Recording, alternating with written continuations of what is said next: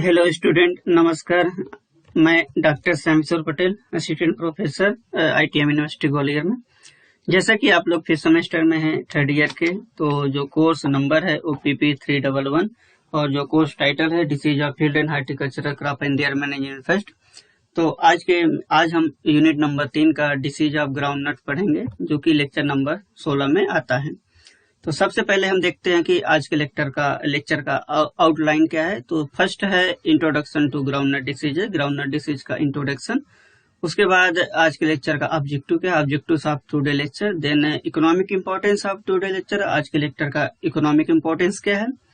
इसके बाद ग्राउंडनट का आज हम 4 डिसीज पढ़ेंगे, जिसमें कि पहला डिसीज है early leaf spot, early and late leaf spot. Then collar rot disease, then pepper leaf spot. इसके बाद डिसीज पढ़ने के बाद हम आप लोगों को एक्सरसाइज देंगे। इसके बाद लर्निंग आउटकम क्या है तो आज के लेक्चर का। देन आज के लेक्चर का रिसर्च स्कोप में हम क्या क्या रिसर्च कर सकते हैं आज के टॉपिक पे। उसके बाद लास्ट में हम रेफरेंस बताएंगे, ठीक है। तो सबसे पहला इंट्रोडक्शन टू ग्राउंडनट डिसीज। तो ग्राउंडनट डिसीज का इंट्रोडक्शन, तो जैसा कि आप लोग जानते हैं, ग्राउंडनट डिसीज बहुत ही इंपॉर्टेंट ऑयल सीड क्रॉप है। इसमें प्रोटीन % भी ज्यादा होता है और ऑयल % भी ज्यादा होता है। क्योंकि इंडिया में ऑयल सीड क्रॉप की बहुत कमी है, हमको बाहर से इंपोर्ट करना पड़ता है ऑयल को। तो ग्राउंडनट का प्रोडक्शन हमको बढ़ाना चाहिए, या बढ़ेगा तो इंडिया की जो डिपेंडेंसी है अदर कंट्री पे ग्राउंडनट या फिर ऑयल सीड के लिए, तो वो कम होगी। इससे जो हमारा जो इंडियन पैसा है वो बाहर इंपोर्ट में चला जाता है, तो वो इससे बाहर नहीं जाएगा और हमारा स्टैंडर्ड ऑफ लिविंग ज्यादा होगा। तो ग्राउंडनट क्रॉप बहुत ही इंपॉर्टेंट क्रॉप है। इसमें बहुत ही ज्यादा रोग लगते हैं। तो ये रोग या तो बैक्टीरिया के द्वारा लगते हैं, या फंगस के द्वारा लगते हैं, या वायरस के द्वारा लगते हैं, या नेमेटोड के द्वारा लगते हैं। कई बार बहुत सारा फिजियोलॉजिकल डिसऑर्डर और इन्वायरमेंटल परिस्थिति के अनुसार भी के द्वारा भी बहुत सारा डिसऑर्डर पौधे में आता है। तो इसमें मेनली आज हम 3 डिसीज पढ़ेंगे। पहला है अर्ली लेट लीफ ब्लाइट, जो कि फंगस के द्वारा होती है। इसके बाद कॉलर रॉट और पेपर लीफ स्पॉट डिसीज पढ़ेंगे। तो इन डिसीज के बारे में हम इनका सिम्टम क्या होता है, इनका कैरेक्टर कैसा रहता है, पैथोजन का लाइफ साइकिल, डिसीज साइकिल कैसा रहता है, मैनेजमेंट कैसे करेंगे, ये सब आज के लेक्चर में पढ़ेंगे। देन आज के लेक्चर का ऑब्जेक्टिव क्या है, तो to study the various disease of groundnut की डिसीज, जितना भी डिसीज लगता है सारे डिसीज के बारे में जानना, अध्ययन करना है। तो मेनली आज हम 3 डिसीज के बारे में जानेंगे। इसके बाद detection and identification of pathogen को कैसे हम फील्ड पे डिटेक्ट करेंगे और हम कैसे आइडेंटिफाई करेंगे कौन से पैथोजन के द्वारा कौन सा डिसीज हो रहा है, तो इसके बारे में अध्ययन करेंगे। इसके बाद डिसीज का लाइफ साइकिल जानेंगे कि प्राइमरी इनोकुलम क्या होता है, सेकेंडरी इनोकुलम क्या होता है, और पैथोजन अपना लाइफ साइकिल पौधे में कैसे कंप्लीट करता है, तो ये पढ़ेंगे। और लास्ट में हम हर डिसीज का मैनेजमेंट पढ़ेंगे, कैसे हम इस डिसीज को रोक सकते हैं।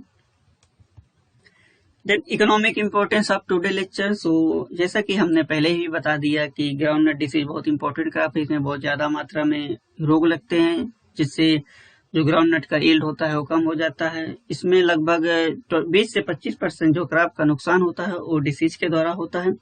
यदि हम क्रॉप में डिसीज लगने से रोक लेंगे तो फार्मर को ज्यादा यील्ड मिलेगा। क्योंकि जब फार्मर को ज्यादा यील्ड मिलेगा तो वो मार्केट में जाके ग्राउंडनट को बेचेगा, उसको ज्यादा अर्निंग होगा, ज्यादा पैसा मिलेगा। क्योंकि जब फार्मर का इनकम ज्यादा होगी तो उसका जो स्टैंडर्ड ऑफ लिविंग होगा वो ज्यादा बढ़ेगा, ठीक है। तो इकोनॉमिक इंपॉर्टेंट है आज के लेक्चर का। तो पहला डिसीज है अर्ली और लेट लीफ ब्लाइट, जिसको हम टिक्का डिसीज के नाम से भी जानते हैं। ये बहुत ही इंपॉर्टेंट डिसीज होती है ग्राउंडनट की। तो जो अर्ली लीफ स्पॉट होता है वो सर्कोस्पोरा अराचिडिकोला के द्वारा होती है, जिसका सेक्सुअल स्टेज है माइकोस्फेरेला अराचिडिस। ये बहुत ही इंपॉर्टेंट है। देन लेट लीफ स्पॉट, तो लेट लीफ स्पॉट जो होता है वो फियोसारियोप्सिस पर्सोनाटा के द्वारा होता है, और जो इसका सेक्सुअल स्टेज है माइकोस्फेरेला बर्कलेई के द्वारा, या फिर इसका जो सिनोनिम है सर्कोस्पोरिडियम पर्सोनाटम। तो आप लोग इसका काजल ऑर्गेनिज्म अच्छे से याद करिएगा। अर्ली और लेट लीफ स्पॉट का बहुत ही इंपॉर्टेंट डिसीज है, बहुत ही ज्यादा एग्जाम में पूछी जाती है। इसके बाद हम देखते हैं कि इस डिसीज का इकोनॉमिक इंपॉर्टेंस क्या है। तो इसके इकोनॉमिक इंपॉर्टेंस के लिए जो ये डिसीज है बहुत ही डिस्ट्रक्टिव डिसीज है ग्राउंड नट क्रॉप की, और जहां जहां पे ग्राउंड नट क्रॉप का कल्टीवेशन होता है इंडिया में हर जगह पे टिक्का डिसीज लगता है,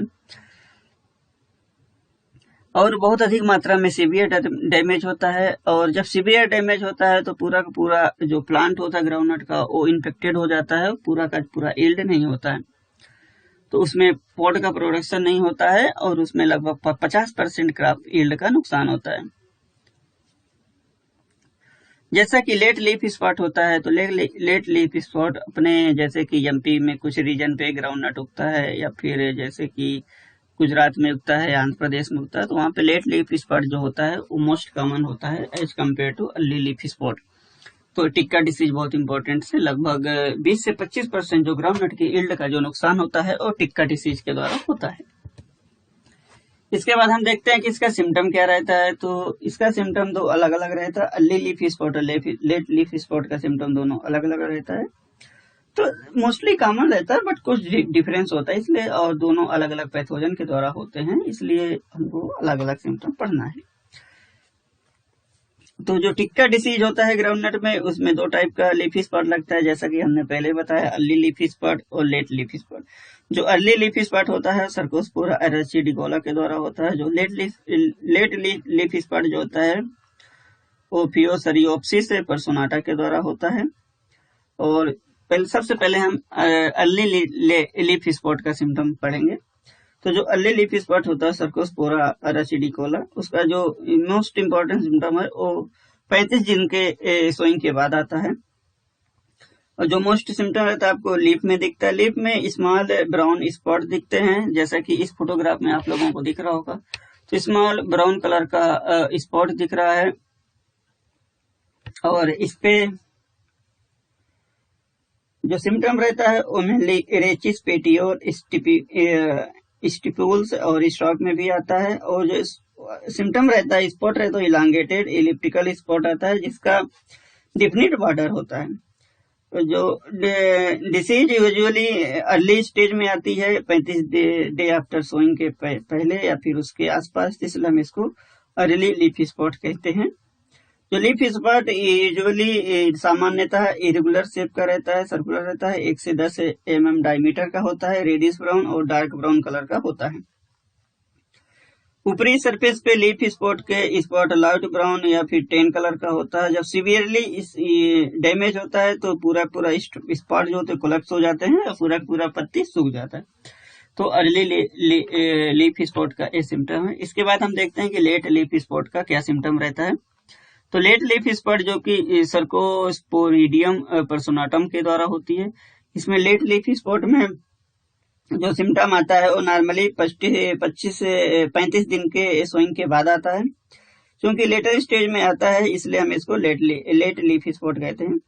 तो लेट लीफ स्पॉट में जो लीव्स में सर्कुलर से ब्राइट येलो कलर का सिम्टम आता है, जो कि अर्ली लीफ स्पॉट की अपेक्षा डार्क कलर का होता है, जैसे कि आप लोगों को फोटोग्राफ में दिख रहा होगा। क्योंकि जो सिम्टम आता है वो अर्ली लीफ स्पॉट होता है उसमें थोड़ा सा हल्का टाइप का कलर रहता है, परंतु लेट लीफ स्पॉट में डार्क कलर होता है, गहरा कलर आता है। और सामान्यतः ऊपरी सरफेस के लीफ में हेलो रहता है, ठीक है। स्पॉट हमको डार्क कलर का जो होता है वो बहुत ही कोनिडियोफोर में कोनिडिया लगे हुए रहते हैं, जिसमें कॉन्सेंट्रिक मैग्नेट पे लगते हैं। जब सीवियर कंडीशन में डिसीज आती है तो पत्तियां सूख जाती हैं और हेवी डिफोलिएशन होता है। तो जैसा कि कई बार स्टेम में भी सिम्टम आते हैं, तो स्टेम में आप लोग यहाँ पे ब्राउन स्पॉट देख रहे होंगे, तो लेसन या फिर घाव टाइप के सिम्टम स्टेम में आप देख सकते हैं। तो अर्ली और लेट लीफ स्पॉट का पेक्यूलियर सिम्टम होता है, तो आप लोग अच्छे से पढ़िए। इसके बाद हम देखते हैं कि इसका पैथोजन कैसा रहता है। तो इसके पैथोजन के लिए जो टिक्का डिसीज ऑफ ग्राउंडनट होता है लेट लीफ स्पॉट, वो फंगस के द्वारा होता है, जैसा कि सर्कोस्पोरा एराचिडिकोला, जिसका सेक्सुअल स्टेट माइकोस्फेरेला एरिचिडिस होता है। तो सबसे पहले हम उसका जो पैथोजन का कैरेक्टर होता है उसके बारे में जानेंगे। तो जो सर्कोस्पोरा एराचिडिकोला जो होता है वो इंटरसेलुलर और इंट्रासेलुलर दोनों टाइप का रहता है। जो फंगस है इसमें बहुत सारा स्पोरुलेशन होता है लीफ के अपर सरफेस पे, और इसमें जो क्निडियोफोर होते हैं वो ऑलिवेशियस ब्राउन या स्पोर या इलोइस ब्राउन कलर के होते हैं। और जो छोटे रहते हैं 102 सेप्टेट होते हैं, ब्रांच होते हैं, जेनिकुलेट होते हैं। जो कुनिडिया होता है वो सब हाइलिन या पेल येलो कलर का होता है, ऑब्कुलावेट होता है, उसमें 3 से 12 सेप्टेट होता है। और जो फंगस का जो परफेक्ट स्टेज होता है वो परफेक्ट स्टेज में ए सीडोथीसिया बनाता है, जो कि ग्लोबोजा ब्लॉटली ओवलेट या पेपिलेट स्टियोल बनाते हैं। इसके बाद जो दूसरा होता है जो दूसरा पैथोजन होता है वो सर्कोस्पोरिडियम पर्सोनाटम, जो कि जिसका सेक्सुअल स्टेज होता है माइकोस्फेरेला बर्कलेई। इसका जो फंगस होता है ये भी इंटरसेलुलर और इंटरसेलुलर दोनों टाइप का माइसेलियम बनाता है। इसका जो क्निडियोफोर होता है वो लंबा होता है, कंटिन्यूअस होता है, 1 से 2 सेप्टेट होते हैं, जेनिकुलेट होता है। और लोअर सरफेस के लीफ में ये ओलिव ब्राउन या फिर कलर का होता है। कोनेडिया जो होते हैं सिलेंड्रिकल या ऑब्कुलावेट होते हैं, छोटे होते हैं, और ये 1 से 9 सेप्टा होता है इस पे, और मोस्टली 3 से 4 सेप्टेट होते हैं। फंगस जो होता है परफेक्ट स्टेज में ये सीडोथीसिया बनाता है, जैसा कि सर्गोस्पोरा रेचिडिस बनाता है। और जो इसका स्कोस्पोर होता है वो 2 सेल वाला होता है, और सेप्टम और हाइलिन होता है। ठीक है, इसके बाद हम देखते हैं इसका डिसीज साइकिल क्या होता है। तो डिसीज साइकिल के लिए जो फंगस होता है वो लंबे समय तक जो इन्फेक्टेड प्लांट डेब्रिस होते हैं उसमें कोनेडिया डॉर्मेंट माइसिलियम के रूप में या सीडोथीसिया के रूप में लंबे समय तक सर्वाइव करता है। जो वॉलंटियर ग्राउंडनट प्लांट होते हैं उसमें ए पैथोजन लंबे समय तक रहता है, और फंगस जो कंटेमिनेटेड पॉड और सीड होते हैं उसमें भी लंबे समय तक रहता है। जो प्राइमरी इन्फेक्शन होता है इसका जो स्कोस्पोरिया कोनेडिया जो प्लांट इन्फेक्टेड प्लांट डेब्रिस में रहते हैं उसके द्वारा होता है, और इसका जो सेकेंडरी स्प्रेड होता है वो विंड बर्न कोनेडिया के द्वारा होता है, या रेन स्प्लेस भी कभी कभी कोनेडिया को ट्रांसफर करने का कार्य करते हैं।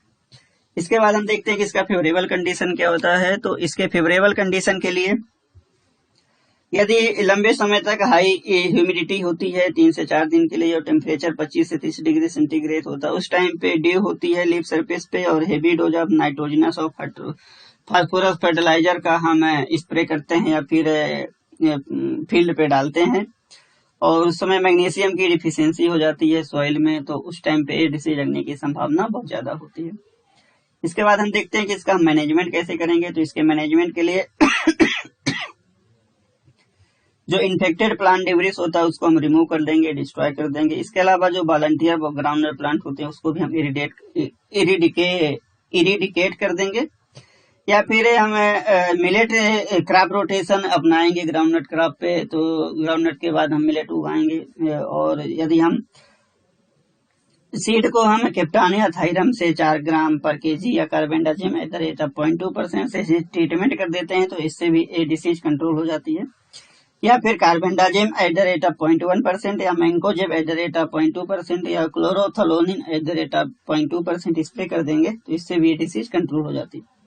इसके अलावा हम रेजिस्टेंट वैरायटी को करेंगे, जैसे कि बेमाना एक अर्ली और लेट लीफ स्पॉट रेजिस्टेंट होती है, नवीन तिरुपली जो कि अर्ली लीफ स्पॉट के लिए रेजिस्टेंट होती है। यदि हम इसको उगाते हैं तो इससे भी ये डिसीज कंट्रोल हो जाती है। इसके बाद दूसरा डिसीज आता है कॉलर रॉट। जो कॉलर रॉट डिसीज होती है वो एस्परजिलस नाइगर या एस्परजिलस पल्वेनुलेंटम के द्वारा होती है। ये भी बहुत इंपॉर्टेंट डिसीज है, इसके भी सिम्टम बहुत ज्यादा आते हैं जो कॉलर रॉट डिसीज होती है। तो जो चूंकि ये डिसीज एस्परजिलस नाइगर के द्वारा होती है, इसको हम बीड ऑफ लेबोरेटरी भी कहते हैं एस्परजिलस नाइगर को। ठीक है, तो ये बहुत कम समय में बहुत तेज स्प्रेड होती है। इसके जो सिम्टम आते हैं इसमें 3 टाइप के सिम्टम रहते हैं, pre emergence rot, post emergence rot और क्राउन रॉट। तो इसका जो प्री इमरजेंस रॉट होता है इसमें जो सीड नॉर्मली जो सीड बर्न कोनेडिया के द्वारा पौधे ग्राउंडनट प्लांट को इन्फेक्ट करते हैं। Primary source of inoculum seed burn conidia होता है, और सीड में रोटिंग आ जाती है इमरजेंस से पहले ही, और सीड इमर्ज नहीं हो पाता, उस पर जर्मिनेशन नहीं होता।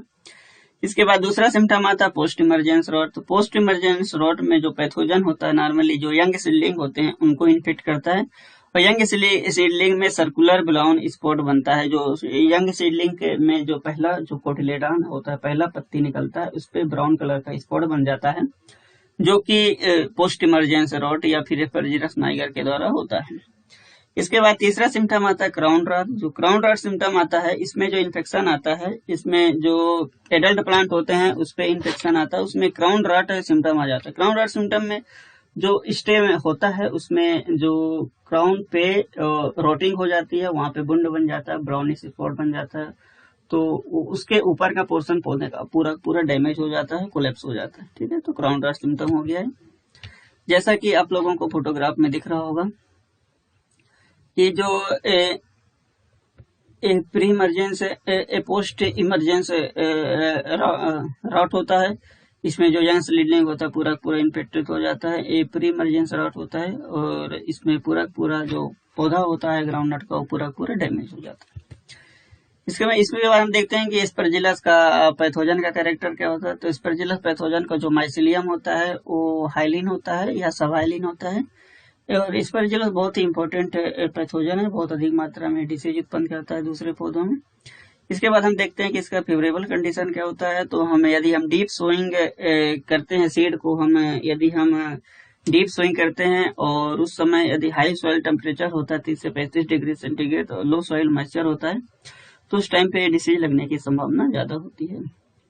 इसके बाद जो इसका डिसीज साइकिल होता है, तो पैथोजन इन्फेक्टेड प्लांट डिब्रीज में या सॉइल में लंबे समय तक सरवाइव करता है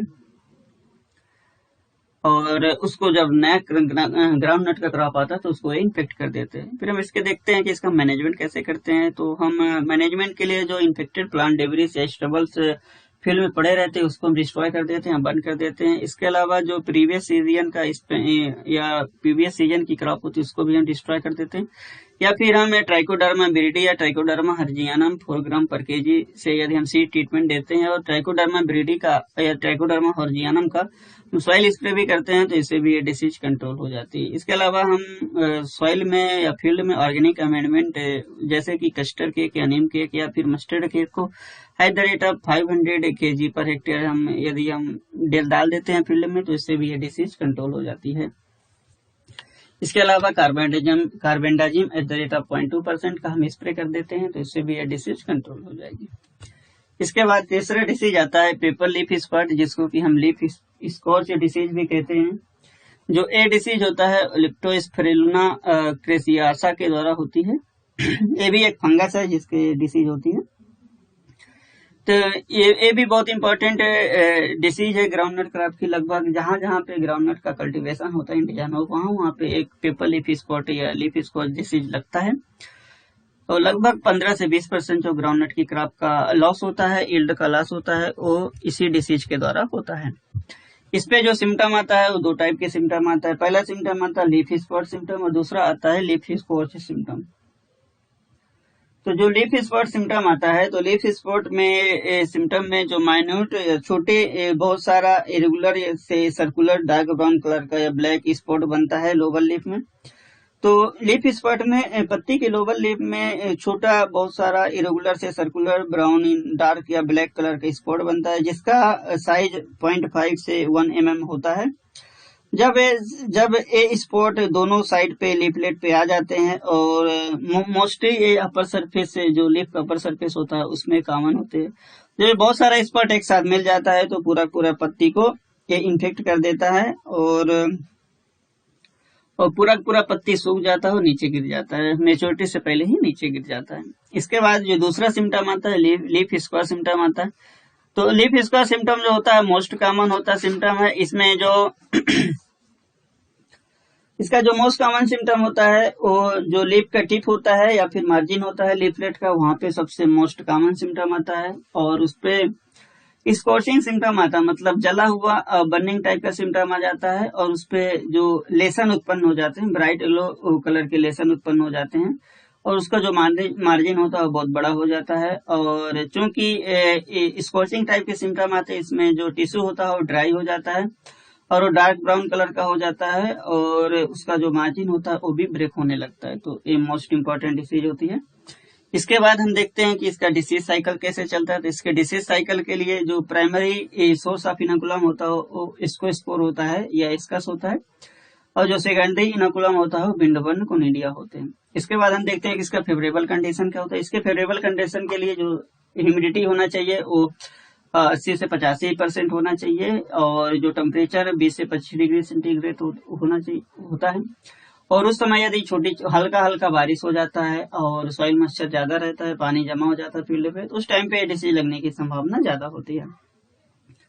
इसके बाद हम देखते हैं कि इसका मैनेजमेंट कैसे करेंगे। जिसके मैनेजमेंट के लिए जो इन्फेक्टेड प्लांट डिब्रिस होता है उसको हम रिमूव कर देते हैं या डिस्ट्रॉय कर देते हैं, तो इससे डिसीज कंट्रोल हो जाती है। इसके अलावा जो ग्राउंडनट का जो वॉलंटियर प्लांट होता है उसको भी हम हटा देते हैं, तो इससे भी डिसीज कंट्रोल हो जाएगी।